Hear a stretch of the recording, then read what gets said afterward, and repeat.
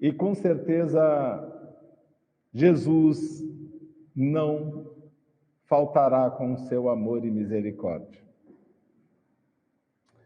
Mas nós vamos falar de uma passagem muito profunda e especial. É narrado em Mateus, todos os evangelistas narraram essa passagem. Mateus, Lucas, Marcos, João. Mas João, ele estendeu um pouco mais. Ele deu um pouco mais de contexto a ela. Então, por isso Allan Kardec, sabiamente, escolheu a passagem de João para estar aqui. João, capítulo 18, versículo 33 a 37. Tornou, pois, a entrar Pilatos no pretório e chamou a Jesus e disse-lhe, lembrem, esse é o processo de acusação e de incriminação do que ele não fez, obviamente, para o crucificar. Jesus foi preso no horto, foi levado a Caifás, depois foi mandado a Pilatos, e aí mandado a Herodes, depois mandado a Pilatos, e aí Pilatos decidiu com aquele arbítrio que todos nós conhecemos. Mas nós temos que entender uma coisa aqui. Amélia Rodrigues, nas suas obras, pela psicografia de Divaldo Franco, a gente sempre fala que Pilatos condenou Jesus, né? Mas Pilatos, ele fez de tudo para salvar Jesus. Desesperadamente ele tentou. A sua esposa, Cláudia, ela sonhou a noite inteira e falou para Pilatos, meu bem, não se envolva com esse homem, eu tive uma noite inteira de pesadelos, não se envolva com ele, não arbitre, não faça nada. Mas ele era o governador da Judéia, ele era uma autoridade que não podia se eximir de tomar uma decisão. Um verdadeiro motim diante do palácio dele tinha se instalado. E ele, como uma autoridade, ele precisava decidir. Então ele fez de tudo. Embora não estou aqui para inocentar Pilatos, né? Mas nós temos que entender. Ele primeiro pediu, vamos ver se a gente acalma a fúria dessas pessoas, vamos açoitá-lo. Quem sabe as pessoas se satisfazem, né, com esse ato. Jesus foi açoitado, como a gente já falou, e muito açoitado. A quantidade de chicotadas, né, que uma pessoa levaria, e os estudos que os fisiologistas da época, médicos, tinham, 39 chibatadas para a pessoa aguentar antes de desfalecer. Então eles levavam ao limite, era o limite máximo da punição para um criminoso receber. Jesus não estava sendo acusado de crime nenhum, não conseguiam, a não ser tudo que ele fez. E ele recebeu as 39 chibatadas, que nós já falamos, isso em outra oportunidade. A turba queria sangue. Pilatos, então, chamou os conselheiros deles e disse, como é que nós vamos fazer isso aqui? O homem é inocente. Não vejo nenhum crime nele, ele mesmo disse. Mas o povo queria sangue. Ele falou, tem uma ideia. Hoje não tem que soltar alguém, né, que está sendo condenado? Vou pedir para as pessoas escolherem entre Barrabás e Jesus. Barrabás era um criminoso, malfeitor, assassino, tinha cometido vários crimes, um assaltante, um bandido mesmo. Ia ser fácil escolher em Jesus ao invés de Barrabás. Então Pilatos teve essa ideia. Vou botar Jesus e Barrabás e as pessoas vão escolher Barrabás. Não. Eu vou dizer nós, que ou tivemos pouco antes ou pouco depois daquele dia, ou no dia, nós escolhemos Barrabás. Daí o esforço de muitas pessoas, ao longo desses 2000 anos de esforço espiritual para chegar nesse momento de redenção da sua consciência, por ter escolhido Barrabás naquele dia. E era uma multidão, mais ou menos, muitas pessoas. Então, Pilatos, nessa tentativa, ele foi conhecer Jesus, do crime que eles estavam dizendo, que ele era o rei dos judeus. Porque isso incomodou Herodes. Não, só tem um rei, eu. Então isso é um crime. Quando ele estava na frente de Caifás, que era o sumo sacerdote, escolhido por Pilatos, vejam, Pilatos tinha essa autoridade de escolher o sumo sacerdote. Caifás, quando ele assumiu a governança em 1926 é forte, né? No ano 26 da era depois de Cristo, ele assumiu a governança da Judéia. Ele manteve o sumo sacerdote. Caifás já era sumo sacerdote. Ele manteve Caifás. Mantém, né? Tá aí, fica aí. Então, o sumo sacerdote incriminou Jesus de se dizer o Filho de Deus. É demais. Para o sumo sacerdote, ele era o sumo sacerdote. Como é que alguém que não é sumo sacerdote pode dizer que é filho de Deus? A pergunta que Caifás fez para Jesus é: você se diz o Filho de Deus? Eu sou. Caifás rasgou as roupas na frente de Jesus como o ato de condenação dele ao que ele tinha feito. Jesus assumiu: eu sou. Ergo sum no latim. Eu sou.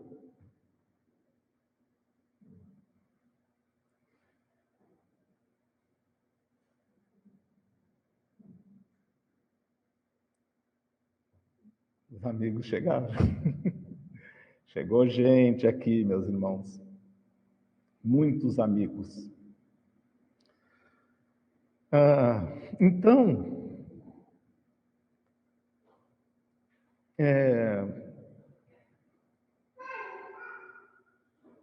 depois de ter respondido Caifás, ele foi interrogado por Pilatos.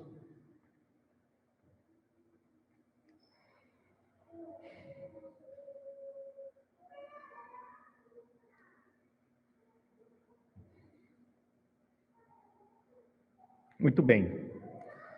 Sejam bem-vindos. Ele foi interrogado por Pilatos, que disse: será que Pilatos tinha noção do que ele estava perguntando para Jesus? Tu és rei dos judeus?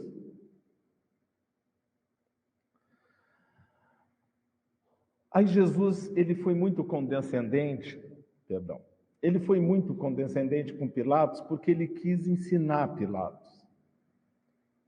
Quis dar alguma lição a Pilatos transcendente. E Jesus disse para Pilatos: meu reino não é desse mundo. Então ele já se disse rei ali, mas só que não era daqui.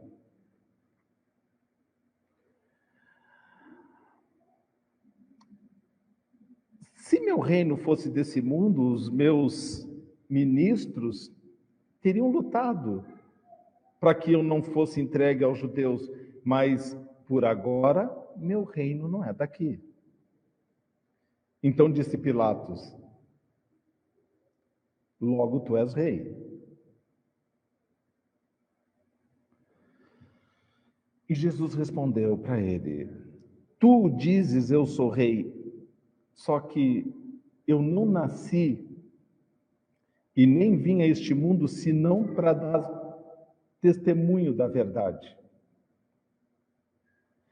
Todo aquele que ouve a verdade, ouve a minha voz. E Pilatos fez a última pergunta para Jesus: e o que é verdade? E Jesus silenciou. Ele não falou nada. E Pilatos virou para a multidão, apontou para Jesus e disse: eis o homem.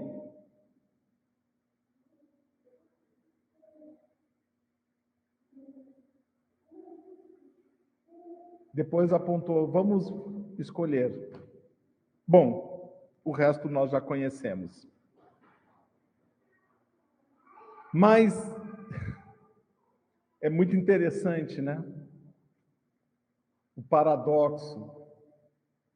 Um homem perguntando para Jesus se ele era filho de Deus. Então vamos falar sobre essa parte rapidinho.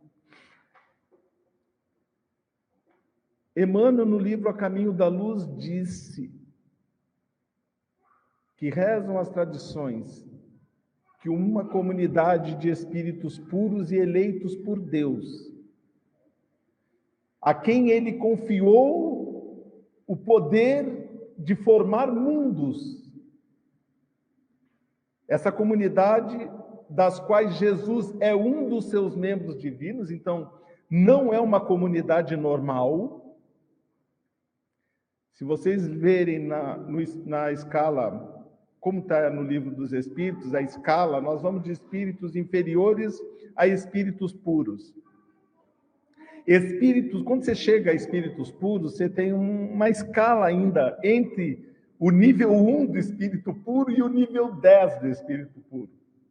E depois? Depois você é um Cristo.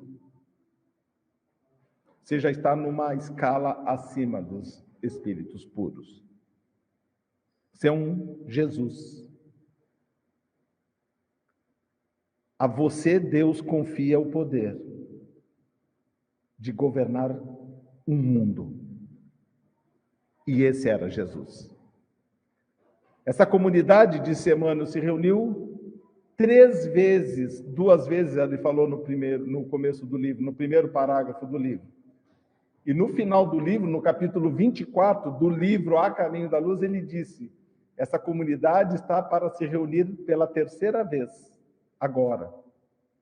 Depois eu vou contar o dia que foi para vocês. A primeira vez foi quando Deus disse: terra, se forme, desprenda-se. Foi no Big Bang, há 13 bilhões de anos atrás. Não, Big Bang, perdão, né? Formação do universo, há 13 bilhões. A Terra se desprendeu da massa da nebulosa que estava dando origem ao nosso sistema solar há 6 bilhões de anos. Então, Deus confiou a Jesus e disse: Jesus está aqui. Este material incandescente, a você confio a formação deste planeta e os guie até o meu reino. Seja você o arquiteto e o condutor desse mundo. Mas eu estou falando isso há 6 bilhões de anos. Desde esse período, Jesus era Jesus. O Jesus que nós conhecemos agora, há 2000 anos, ele era isso há 6 bilhões de anos atrás. Para nós só termos uma ideia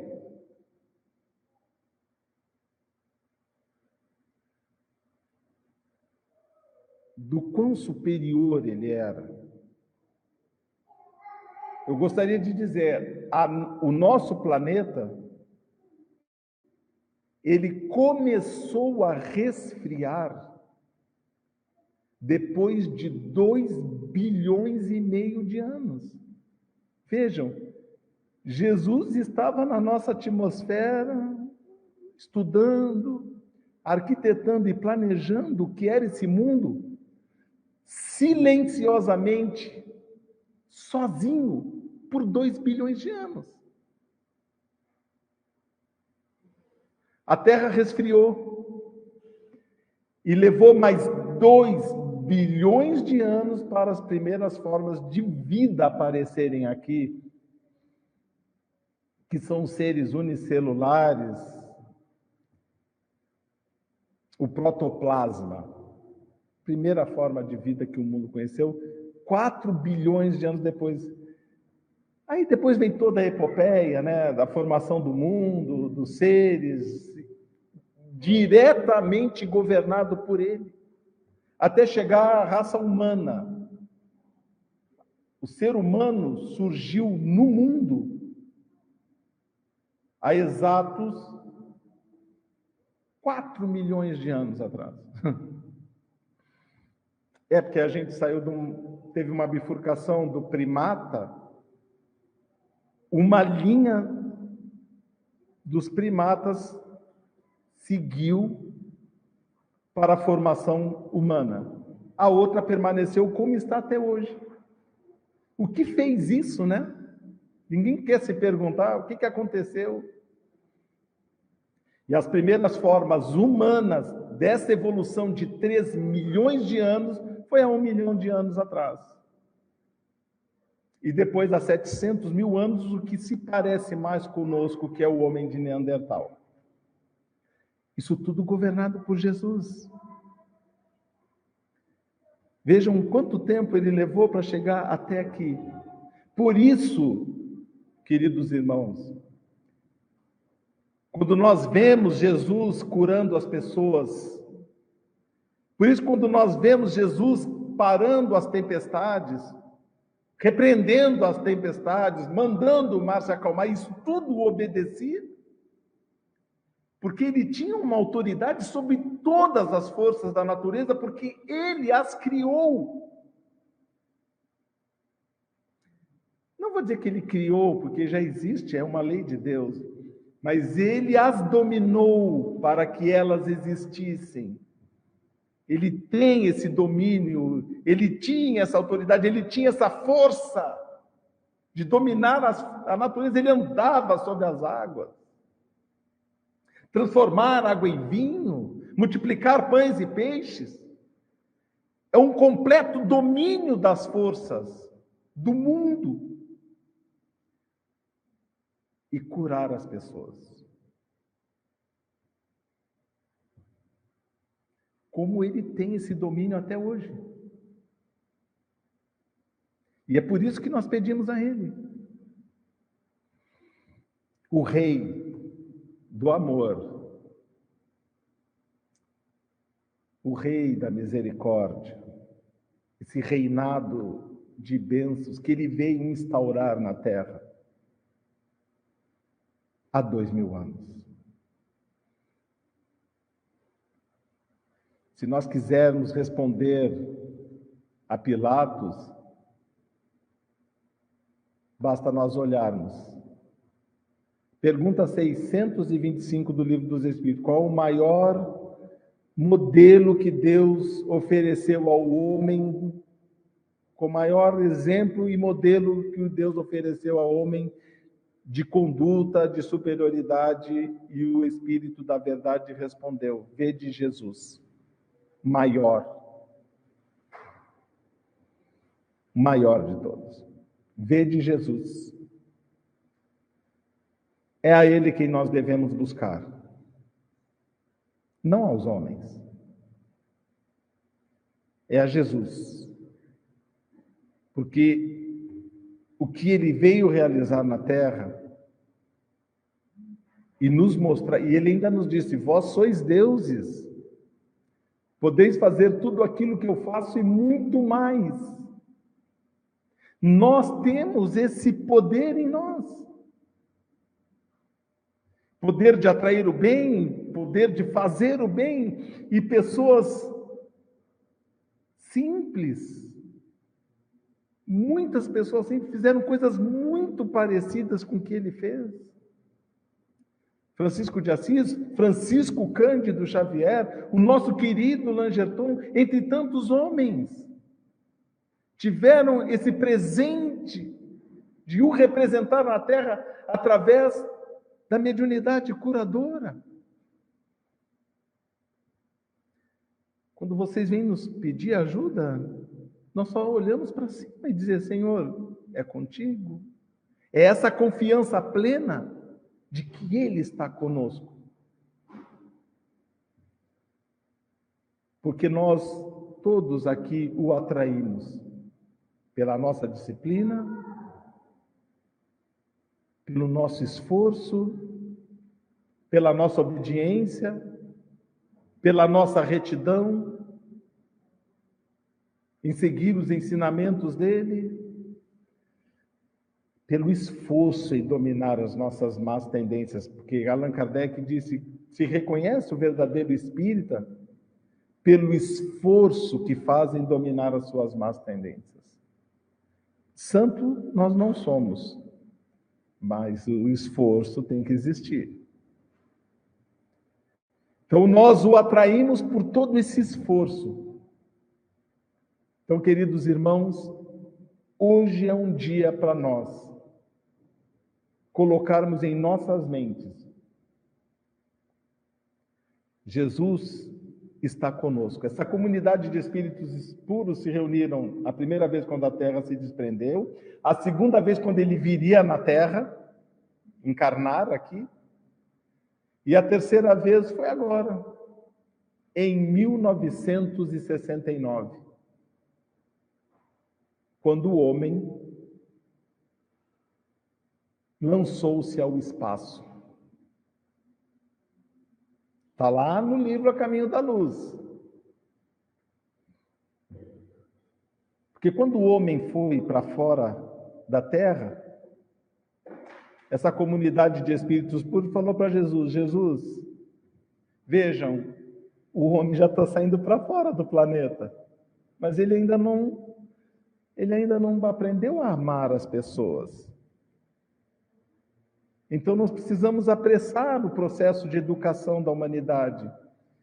Então Jesus traçou um plano com essa comunidade de espíritos puros,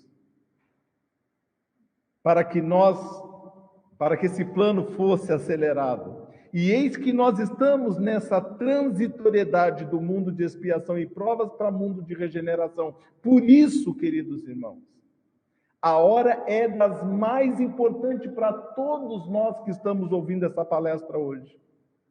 Não vai ter outra encarnação de reparos, não. É nessa encarnação. É nesse momento agora. Não pense assim: na próxima eu reparo. Na próxima você pode estar em outro planeta, inferior à Terra. Porque aqui na Terra só reencarna pessoas com tendência à prática do bem. Muitos irmãos, muitos de nós, não veremos a luz do nosso sol por muitos anos. Só os brandos e os pacíficos vão herdar a terra, foi o que Jesus disse. Façamos esforços para passar pela porta estreita. A hora é agora, queridos irmãos. Vamos orar, vamos agradecer, vamos pedir, vamos praticar o bem. É a única forma de nos credenciarmos a este novo mundo, a esta nova era que está diante de todos nós. Que Allan Kardec fala na nossa passagem aqui, a nova era, a vida futura. Que Jesus nos abençoe a todos nós. que seja feita sempre a sua vontade, sábia, justa, bondosa e misericordiosa.